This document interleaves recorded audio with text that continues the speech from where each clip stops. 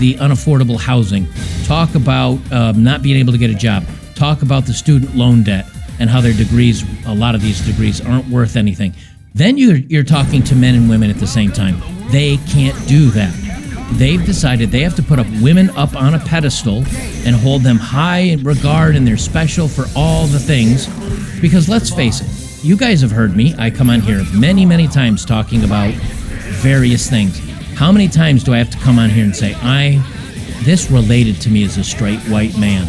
I've never said that ever in my life, because that's not how I view the world. I know most of you guys out there that are watching my content, nobody's ever come to you and said, hey, does this relate to you as a, quote, black man or Latino man or an Australian man or, I don't know, a Brazilian man? No, that's not how you reach people. You reach them on core, fundamental values.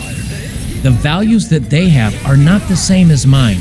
I'm not into changing boys into girls and girls into boys. Nothing you say will make me be okay with that. I'm not for, baby deletion unless it's like an emergency. But 99.4% of those cases are just because I was lazy or stupid and I didn't make a good decision. You're never going to get me on board with that. And yeah, we can have the arguments about the finer details of this stuff, and many of you may disagree with me. It doesn't mean that all of a sudden we hate each other and don't listen to each other. It means we respectfully listen to each other's viewpoints and kind of see if there's any similarity that we can actually come to agreement on how to run a society. They don't have that. This is nothing about reaching out to people. And she's got they specifically said the focus on young male voters is noteworthy. Historically, this demographic has not always aligned with democratic values. Actually, historically, yes, it has. Most of the youngest generation are always left-leaning. This is the first time in, I don't know how many years, since Reagan, back in the 1980s, that they've actually, the newest generation is leaning rightward. So that's not even accurate. By strategically developing a figure like Juliana, the Democrats aim to bridge the gap and foster a connection that could lead to increased voter turnout. The only bridge that you're going to gap with a woman like this and men is if you throw her in the gap so we can walk across the space in between the two, because she fills it. Listen to this interview that Amuse over on X captured. And it just shows you they're so out of touch with what men actually need and want in their lives. Negative view to take on like half of the human race. Well, I also think it's just so abundantly clear that the people who say these things don't actually spend time talking to young men. You know this because we know each other in real life, but I spend a lot of time on college campuses, and I spend a lot of time with young men. I love young men. I love frat guys. And in that, I realized, like, even the ones that identify as conservative are almost always pro-choice. They're almost always pro-gay marriage. You'd be surprised at the number of them who supported Black Lives Matter. And so I feel like people just kind of lump them into this box when the truth is, again, a lot of them are with us on the issues. They're just not part of our coalition because they feel like they're not welcomed in it. Negative view. Okay, first of all, they're not welcomed in it. I've done multiple videos on this where it's specifically, you've got AOC and Ilhan Omar and other people in our politics that are specifically saying white men are the problem. We need to target white men. The Biden administration said one of the biggest risks to our country's safety and is white nationalism and white people specifically, white men specifically. You're calling us dangers to our own country. Number one. Number two, you are not hanging out with frat guys. There's no frat guy party you're going to and sitting down while these guys are playing chug-a-lug and smoking the happy weed out of a bent can with holes poked in it. Anyway, she's not going to the party and sitting down and having deep discussions with frat dudes that are conservative. Because frat dudes would look and they'd be like, number one, we're not talking to you. Number two, we don't agree with you. And in the meantime, I'm basically going to go smash my 108-pound girlfriend with a double D boobs because I'm a football star and I'm an athlete and I got a lot going on. I'm not going to sit down and talk politics with you. So, once again, total disconnect. And after she did this interview, this is the same interview again. I'm not going to put us through it. After this came out, she decides to then brand Republicans for mocking her because she's being used by Democrats to attract young male voters. So out of touch, so out of touch. The whole time I saw one of y'all posting about me, I had one main thought at the top of my head. Y'all are a bunch of... Y'all are the ones that made it about a woman and her identity and the way that she looks. Something that y'all consistently claim the Democrats do. You don't actually give a about young men. Instead, a lot of you want to talk about my weight. You're using pictures of me from about 65 pounds ago. So did you eat that 65 pounds back is my question. Because you don't look any slimmer here. I'm just saying. Let me ask you this. If I lose another 65 pounds, will y'all actually raise young men's wages? Will you actually increase funding to mental health services? Or are you just going to find another way to deflect from the fact that y'all don't actually have any policy plan to help them? Neither do you. That's the problem that they keep running into. Neither do you. Because people like this will do this all the time. They have all these great ideas. Well, we're going to fund these great things for men. Does it actually happen? No, it never does. There's 2,000 and some odd safe houses for women out there that have been harmed by their partner or other things. How many are out there for men? One, maybe. They speak a good game, but she. Here's the truth. She doesn't care either. She wants to make sure that Democrats stay in power. That's the only reason she cares. Trust me on that. I can keep making this into some kind of big joke of, oh yeah, let's send her to every frat house in the country. I'm not afraid to go into frat houses or to go to college campuses or to talk to Republicans because unlike y'all, I don't think that they're all shallow. I think that they're actual people who can hold a conversation. But clearly, based off the way you talk about them and the way that you treat them, you think that they're dumb as shit. I actually don't. So I'm going to continue to advocate for young men to get the policy agenda that they do deserve. And I'm going to continue to lose weight. And then maybe when I finally do drop that next 65 pounds, we can revisit this conversation and see if you can actually stand on business. Because this time, none of you did. You know what? I'm not into I'm going to talk real. Listen here, motherfuckers. I'm real. I'm keeping it real because I'm dropping the F-bomb and I'm cursing and I'm just real. I'm down to earth like you, dudes. The man is an a**hole. This comes off as so fake and so full of bull. And let's be honest about this.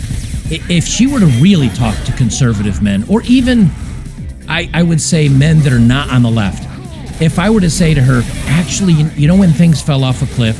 When we got off the gold reserve. We got off the gold reserve and we started letting women in the workforce.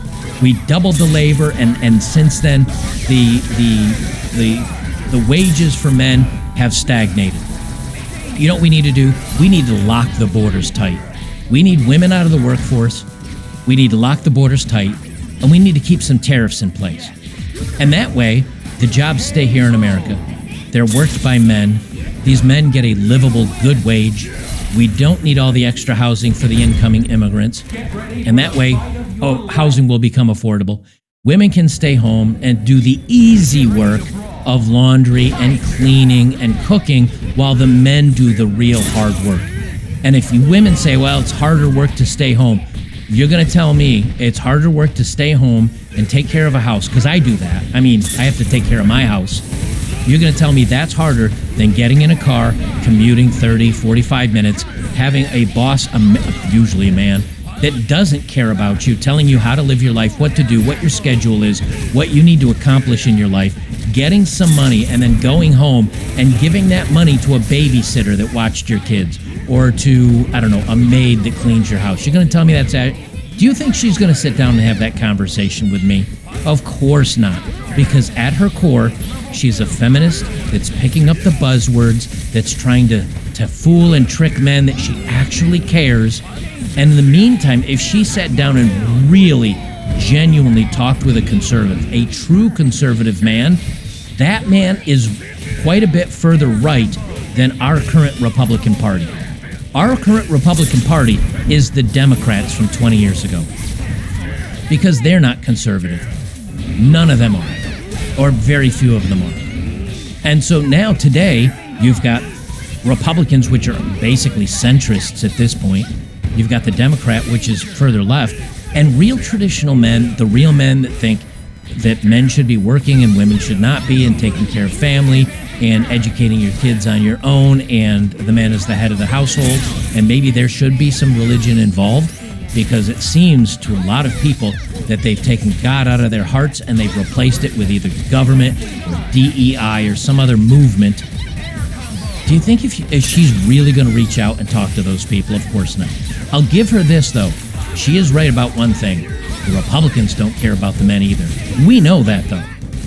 So in many cases, we're actually voting for the least of all evils. Spoiler alert, that's not the Democrat. And if you don't believe me about even conservatives not being conservative enough, this is Fox News, and of course they have Tommy Lauren, however you pronounce it, and Laura Ingraham, and they're doing a segment, and they're woeing the fact that there are not enough masculine men, not for society, not for the good of everybody, but for women.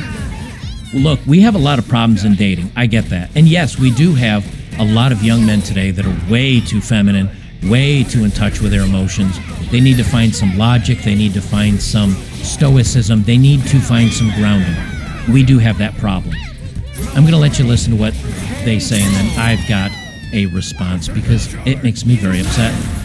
It's a major problem. And you know, Speaker Johnson has been talking about those maybe deadbeat folks that are on Medicaid, and maybe some of those folks are the stay-at-home sons. We don't know. But I'll tell you this, leave it to Gen Z to rebrand laziness and social awkwardness as something cutesy, like a stay-at-home son. They did much the same thing with quiet quitting, where you can go to work and do less, and if you call it quiet quitting, it's somehow better. But Laura, I gotta tell you, this is also a big problem when it comes to, I think, declining birth rates, people not getting married and having children. You know, that's a big problem. They blame it on women. Well, look at what young women have to choose from. The pickings are slim. Yes, we might have a feminism problem in America, but it's the feminization of men. There are a lot of young women out there that want to get married. They want to have kids. They want to have stable families. But there are a lot of young men out there who want to live in mama's basement and order DoorDash. And therein lies a big part of the problem. So, as usual, men are suffering, women most affected. Here's the problem with her logic, okay? Yes, we do have a feminine man problem. We have a weak man problem in today's world. You know what she doesn't discuss? And this is what bothers me. She doesn't discuss the education system basically getting rid of all men. I mean, I did something like 85% are female teachers now. She doesn't discuss the inherent imbalances in divorce. She doesn't talk about child custody. So what happens? Divorce, awful, right? Lots of divorce going on. Women, 50% of women today in the United States, and it's very close in other countries, are now single mothers.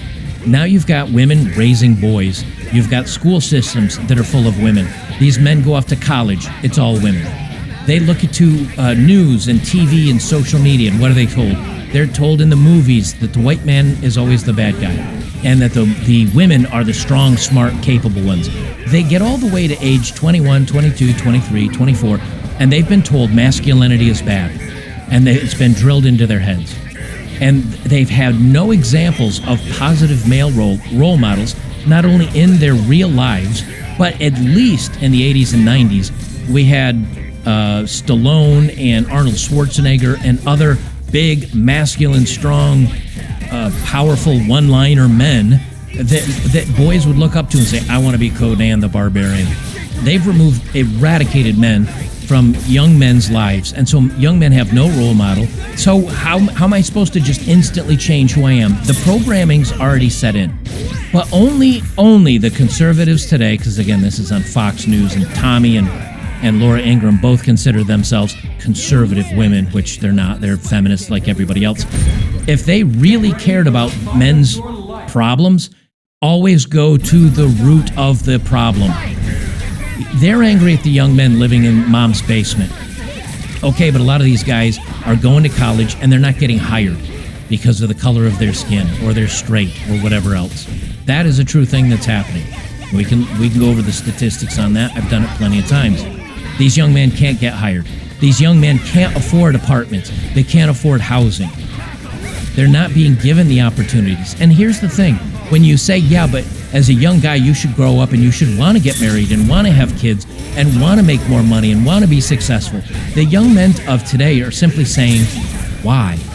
I have no incentive. I have no desire. There's nothing for me. What is the point of me to work really hard for a wife I'll never have, or that she'll divorce and leave me? Why should I save up a bunch of money or get ready to put my kids through college when the wife may divorce me and take those kids away from me and take the college money away from me? Why should I work really hard and save up all this money when I'll never be able to afford a home? Why should I go through all of this when you've got open borders? And look, I understand the arguments about why some immigration is good and that we should take the best and the brightest from around the world. I understand some of those arguments. But when you open your border to 10 or 20 million people and they come in and these people don't speak a language, that instantly puts them kind of in the workers, the people that are doing roofing and HVAC and plumbing and electrical work and manual labor. Well, you're taking away jobs from American men, and those jobs do pay very well, by the way. And you're taking those away from American men. So when you take away the labor force and give it to workers that come across the border and give it to them for cheaper, and then the middle class and the upper class jobs and things like that, you come right out and basically say, we don't want white men in college, or we don't want conservatives in college, or we don't want to hire those same men. What is a guy supposed to do? Well, he gives up. He gives up on working hard. He gives up on earning. He gives up on trying to get his own place. He just gives up. And it's not the fault of the man. It's the fault of a system that broke that man, that young man. And since he has no positive role models, he has no one to turn to and say, how do I succeed? How do I get past my negative emotions? How do I become, like, how do I find a job that's going to work for me, to get me, to launch me, or give me the skills or the aptitude to get where I want to in life? There's no one around to ask. He gets a bunch of harpy women like these two. So not only do I think no political party or very few political parties really care about men, I don't genuinely believe that. The Democrats are certainly a long ways away from finding what real conservative men want.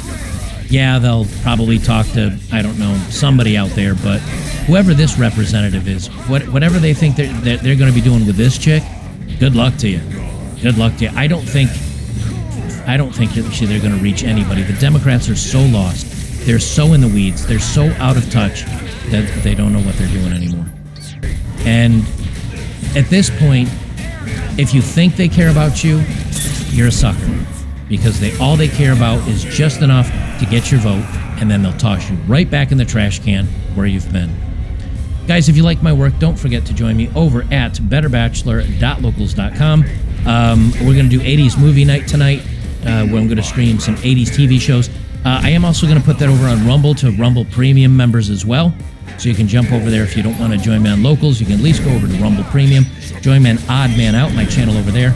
You can watch it over there tonight as kind of a spoiler. I normally only do it on Locals, but I figure I'll do something on Rumble for my viewers over there. All right, guys, I'll leave it there. We'll see you in the next one.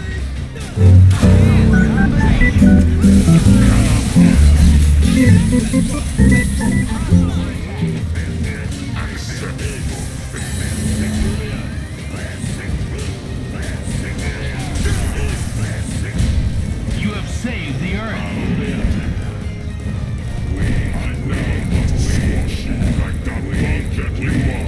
You win.